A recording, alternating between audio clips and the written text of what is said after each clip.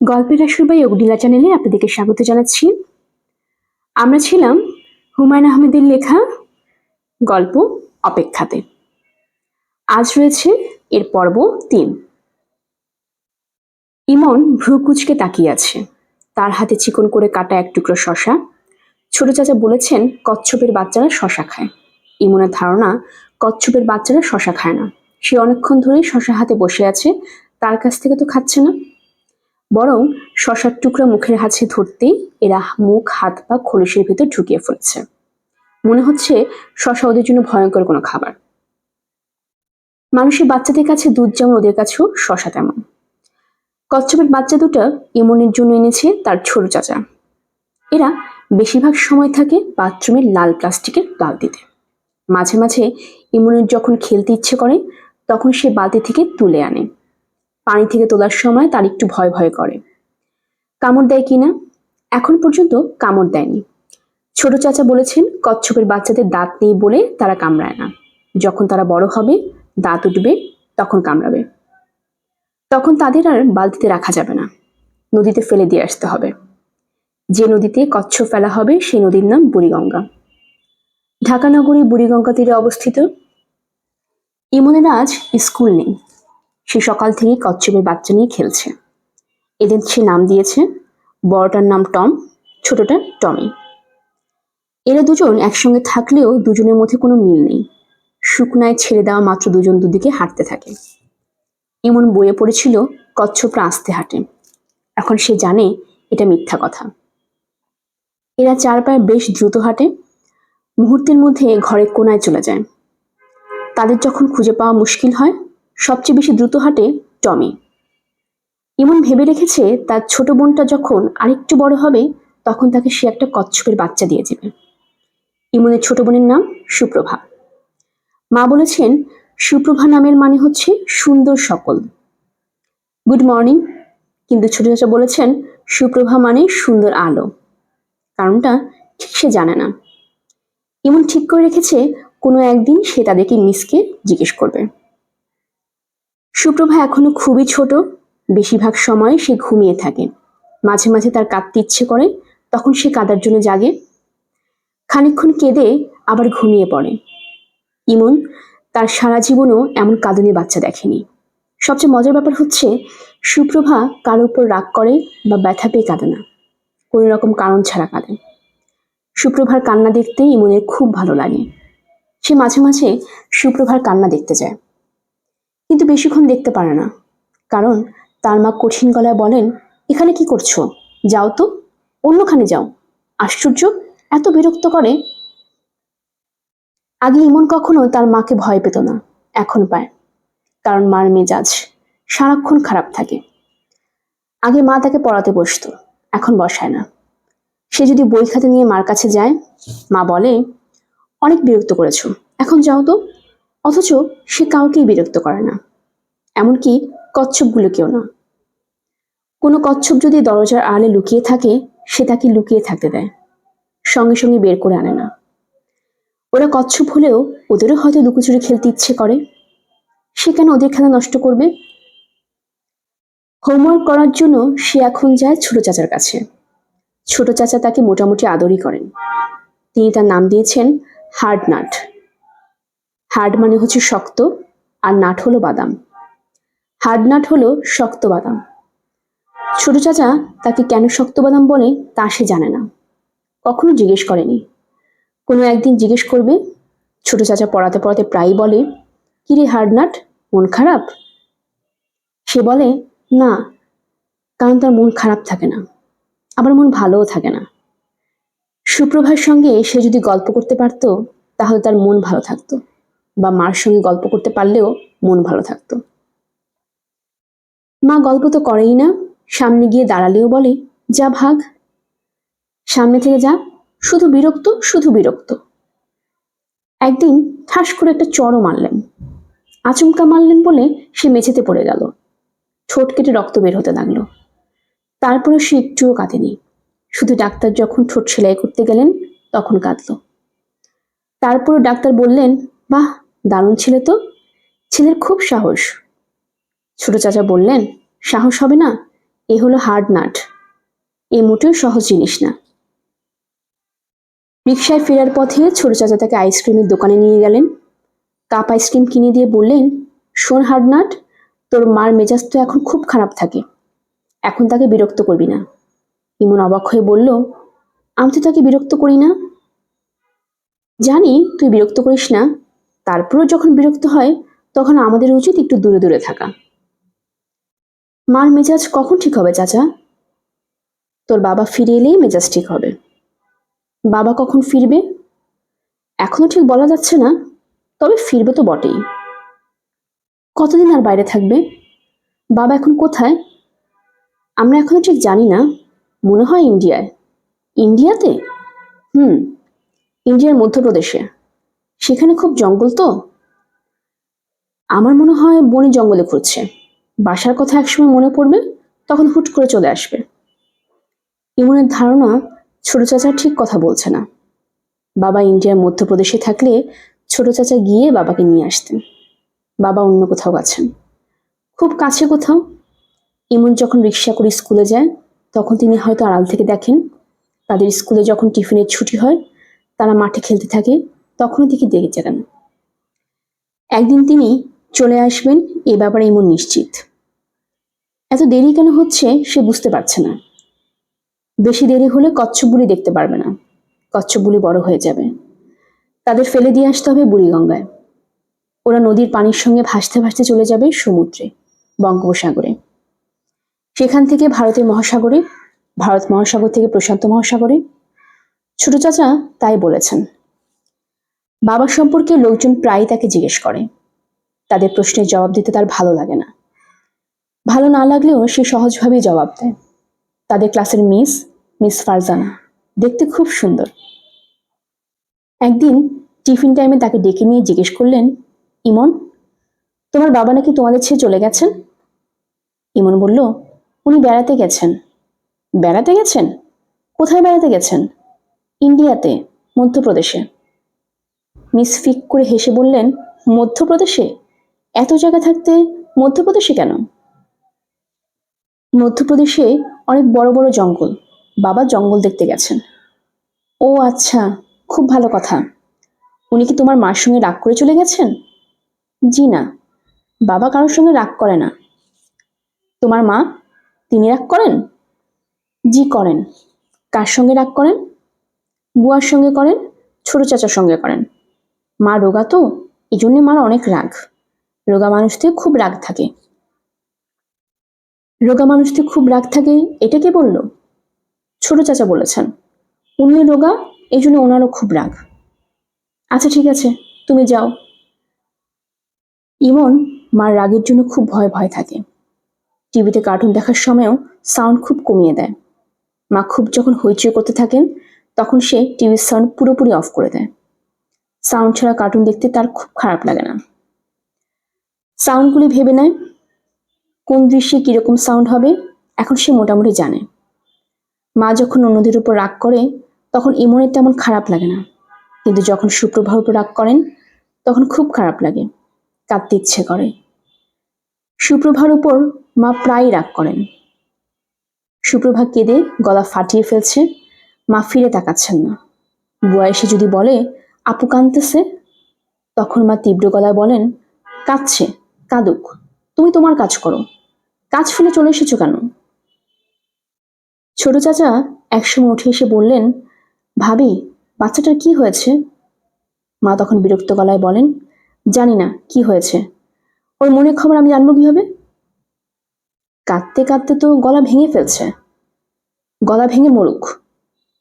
ভাবি, এইসব কথা কি বলছেন? আমার যা মনে আসছে বলছি। তোমাদের অসুবিধা হচ্ছে? হ্যাঁ, অসুবিধা হচ্ছে।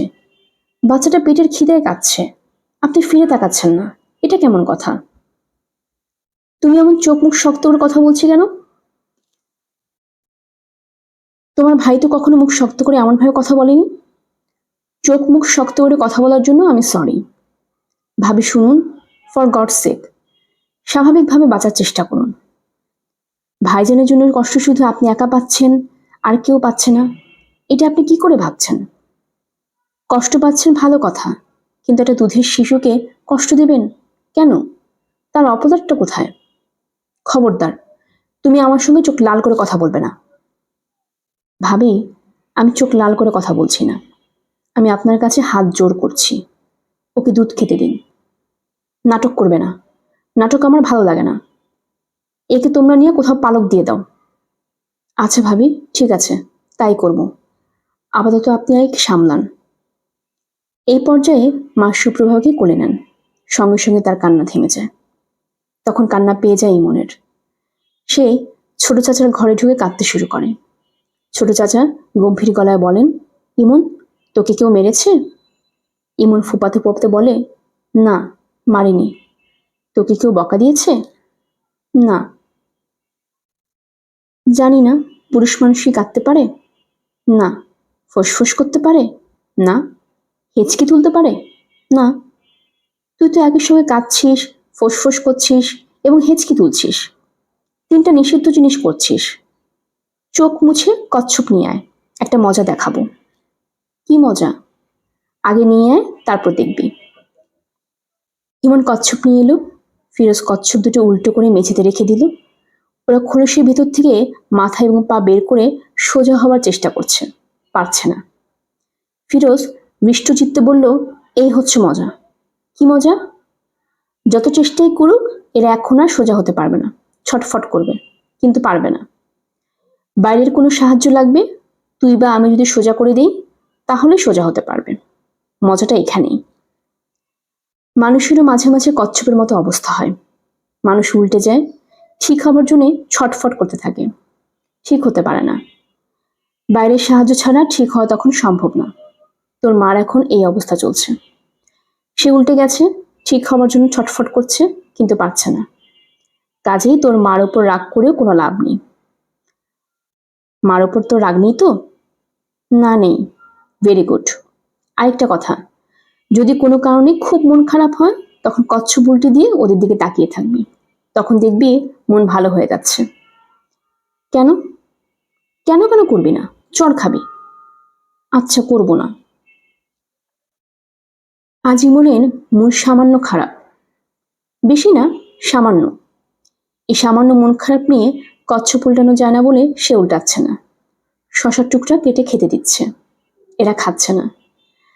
হাতে ধরে থাকলে এরা খায় না, কিন্তু পানিতে ছেড়ে দিলে মুখ বের করে কুটকুট করে খায়। ইমন, এদিকে শুনে যাও। ইমনের বুক ধক করে উঠল। আগে মা ডাকলে আনন্দ লাগতো, এখন মা ডাকলেই বুক ধক করে ওঠে। ইমন কচ্ছপ দুটো বালতিতে রেখে মার ঘরে দরজা দিয়ে দাঁড়ালো। মা সুপ্রভার গায়ে তেল মালিশ করে দিচ্ছেন। তিনি চোখ সরু করে তাকালেন।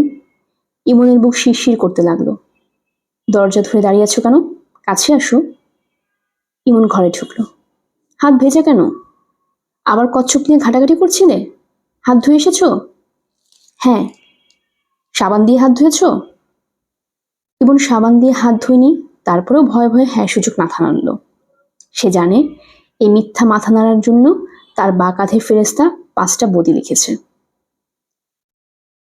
ফেরেস্তার নাম কেরামান কাতে বিন।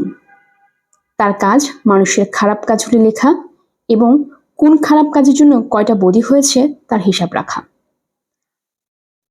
দাদিজান তাকে বলেছেন, দেখি হাত কাছে আনো, সাবানে গন্ধ কিনা আছে দেখি। ইমন হাত এগিয়ে দিল। মা গন্ধ শুকলেন। মনে হলো তিনি সাবানের গন্ধ পেয়েছেন, কারণ কিছু বললেন না। সাবানের গন্ধ পাওয়ার কথা না, সে হাতে সাবান মাখেনি। কচ্ছপ ঘাটাঘাটি করেছে, মনে হয় কচ্ছপের গায়ে সাবানের গন্ধ আছে। কচ্ছপ শুকে দেখতে হবে। সুরাইয়া বলল, তোমার বোনটা দেখতে কিরকম হয়েছে? কার মতো হয়েছে? ইমন ভয়ে ভয়ে বলল, ছোট বাচ্চাদের মতো হয়েছে। বোকার মতো কথা বলছো কেন?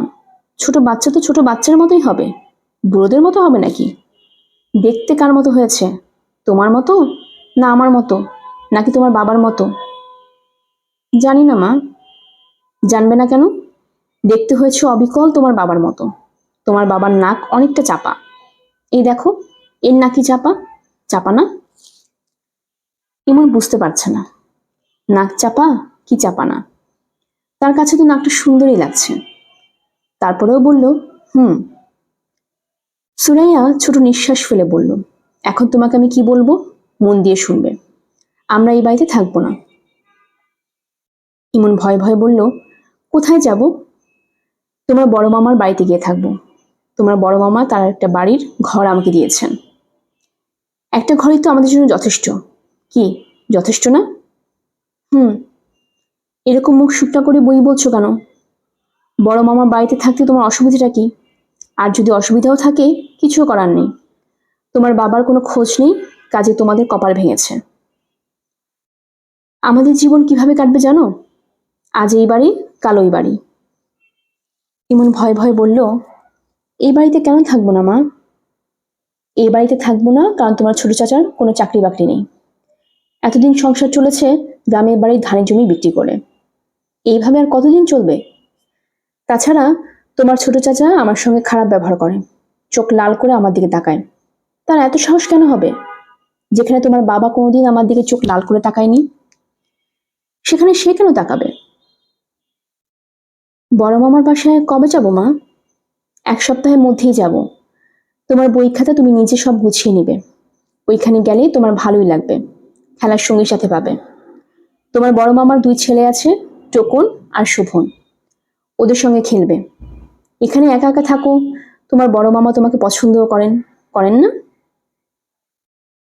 ইমন বুঝতে পারছে না তার বড় মামা তাকে পছন্দ করেন কি করেন না। তার বড় মামার চেহারাটা রাগি রাগি, চশমা পরেন, চশমার ফাঁক দিয়ে তাকান, কেমন করে জানি তাকান। কিন্তু বাসায় এলেই ফুলের গন্ধ পাওয়া যায়, সেই গন্ধে গা কেমন জানি ঝিমঝিম করে। পরে সে জেনেছে এটা ফুলের গন্ধ না, জর্দার গন্ধ। বড় মামা পান খান না, শুধু শুধু জর্দা খান। তিনি যখনই এই বাসায় আসেন 1 প্যাকেট বিস্কিট নিয়ে এসে গম্ভীর গলায় বলেন, ইমন নিয়ে যা। ইমন বিস্কিট নিয়ে যায়, কিন্তু তার কোনো আনন্দ হয় না, কারণ বিস্কিট তার পছন্দ না। শুধু চায়ে ডুবিয়ে বিস্কিট খেতেই তার ভালো লাগে, অন্য সময় ভালো লাগে না। বিস্কিট খাবার জন্যে কেউ তো আর তাকে চা বানিয়ে দিবে না। সে ছোট মানুষ, কলেজে যখন পড়বে তখনই সে শুধু চা খেতে পারবে। সুরাইয়া বললেন, কথা জবাব দিচ্ছিস না কেন? তোর বড় মামা তোকে পছন্দ করে না? হুম। মুখ এমন শুকনো করে হু হু বলছিস কেন? মনে হচ্ছে মাথায় আকাশ ভেঙে পড়েছে। যাও, এখন সামনে থেকে যাও। সারাক্ষণ ভোতা মুখ দেখতে ভালো লাগে না। ইমন মার ঘর থেকে বের হলো। বড় মামার বাড়িতে কি কচ্ছপ দুটো নিতে দিবে? মনে হয় না দিবে। কচ্ছপ দুটো এই বাড়িতেই রেখে যেতে হবে। মাকে একবার বলে দেখলে হয়। অবশ্য বললেও লাভ হবে না। বড় মামার ছেলে টোকন আর শোভন হয়তো তার কাছ থেকে কেড়ে কচ্ছপ দুটো নিয়ে যাবে। একটা লাভ হয়তো হবে, রাতে মার সঙ্গে ঘুমোতে পারবে। তাদের একটা ঘর দেওয়া হবে, তারা সবাই সেই ঘরে থাকবে। এখানে বেশিরভাগ সময় তাকে ছোট চাচার সঙ্গে ঘুমোতে হয়। সে যখন ঘুমোতে যায় তখন ছোট চাচা বাইরে। একা একা ঘুমোতে তার খুবই ভয় লাগে, তবে এখন অনেক রাত ঘুমোতে তার ভালো লেগে যায়। সে যদি খুব নরম গলাতে তাকে ডাকে, ছোট চাচা, তাহলেও ছোট চাচা উঠে বসেন। গম্ভীর গলায় বললে, কি হয়েছে রে হার্ডনাট, বাথরুমে যাবি? হুম, আয় যাই। ঠিক সময় ডাক দিয়েছিস, আমারও বাথরুম পেয়েছে। ছোটটা, তোর কি বড়টা নাকি? আমারও ছোটটা। চল যাই। কে আগে যাবে, তুই না আমি? বড় থেকে ছোট না ছোট থেকে বড়? তুমি যা বলবে তাই। তাহলে তুই বরং আগে যা। কোলে করে নিতে হবে নাকি? হুম। বাথরুম থেকে ফেরার পর ঘুম হয় না। আসা পর্যন্ত ছোট চাচা গল্প বলেন। তার গল্পে কোনো আগামাথা নেই, শুরু নেই, শেষ নেই। তবু ঘুম ঘুম চোখে শুনতে এত ভালো লাগে। ছোট চাচার গল্পই মাঝখান থেকে। তারপর ব্যাংকটা বলল, পানিতে থেকে আমার সিরিয়াস সর্দি হয়েছে, নাক ঝাড়তে ঝাড়তে অবস্থা কাহিল। ওষুধপত্র কিছু দিয়ে আমাকে বাঁচান ডাক্তার সাহেব। তবে আপনার কাছে একটা রিকোয়েস্ট, তেতো ওষুধ দিবেন না, মিষ্টি ওষুধ দিবেন। আবার বেশি মিষ্টিও দিবেন না। ওষুধ বেশি মিষ্টি হলে আমার বাচ্চারা মিঠাই ভেবে খেয়ে ফেলবে। ডাক্তার বলল, ওষুধ দিব, তবে আমি খুবই অবাক হচ্ছি, কারণ ব্যাঙের কখনো সর্দি হয় না বলে বইপত্র পড়েছি। আপনার কি সত্যি সর্দি হয়েছে? ক্রমাগত হ্যাচ্চু হ্যাচ্চু করেছি, তারপরও বিশ্বাস হচ্ছে না। তা হচ্ছে। যাই হোক, ওষুধ দিচ্ছি। ভিজিটের টাকা এনেছেন? এনেছি। এই নিন, আধুলি, আমার শেষ সম্বল, ব্যাঙের আধুলি। বড় মামার বাড়িতে কেউ তাকে এমন অদ্ভুত অদ্ভুত গল্প শোনাবে না। রাতে বাথরুম পেলে কোলে করে বাথরুমে নিয়ে যাবে না। কি আর করা, বড় মামার বাড়িতেও নিশ্চয়ই অনেক মজার মজার ব্যাপার হবে। কিছু কিছু মজা সব বাড়িতেই থাকে। বড় মামার দুই ছেলে টোকন আর শোভনের সঙ্গে তার হয়তো খুবই ভাব হবে। ওদেরও একটা বোন আছে, নাম মিতা, সবাই ডাকে মিতু। তার সঙ্গে ভাব হবে কিনা কে জানে, মনে হয় হবে না। মেয়েদের সঙ্গে হয় মেয়েদের বন্ধুত্ব, ছেলেদের সঙ্গে হয় ছেলেদের। গায়ে তেল মাখানোর ব্যাপারটায় সুপ্রভা মনে হয় খুব আরাম পায়। তেল মাখানোর মাঝখানে ঘুমিয়ে পড়ে। আশ্চর্য ব্যাপার, ঘুমের মধ্যে আবার নাকও ডাকে। এইটুকু ছোট বাচ্চা নাক ডাকিয়ে ঘুমাবে কেন? তার উপর মেয়ে মানুষ। সুরাইয়ের খুব রাগ লাগে, এখনো রাগ লাগছে। চট দিয়ে ঘুম ভাঙিয়ে দিতে ইচ্ছে করছে। রাগ সামলে সুরাইয়া বারান্দায় গেল। ফিরোজ বারান্দা পা ছড়িয়ে বসে খবরের কাগজ পড়ছে। তার সামনে গম্ভীর মুখে এমন বসে আছে। ফিরোজ বলল, কেমন আছেন ভাবি? একই বাড়িতে বাস করছে, অথচ দেখা হলে প্রথম বাক্যটি বলছে কেমন আছেন ভাবি। এর মানে কি এই যে চোখে আঙ্গুল দিয়ে বুঝিয়ে দেওয়া আপনি ভালো থাকেন না?